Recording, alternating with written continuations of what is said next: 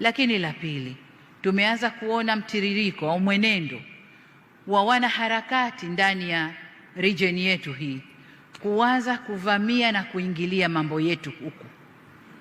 Sasa kama kwao wameshadhibitiwa, wasije kutuharibia huku.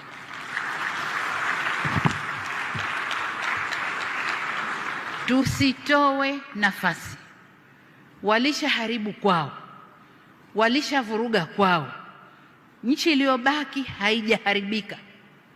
Watu wako na usalama na amani na utulivu ni hapa kwetu. Kuna majaribio kadhaa. Niwaombe sana vyombo vya ulinzi na usalama na nyinyi wasimamizi wa sera zetu nje kutoa nafasi kwa watovu wa adabu wa nchi nyingine kuja kutovuka hapa kwetu. Hapana.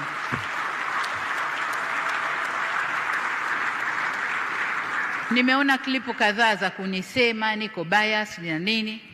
Nalofanya ni kulinda nchi yangu na ndio wajibu niliopewa. Kwa hiyo hatutatoa nafasi kwa kiumbe yoyote kuja kutuvurugia hapa.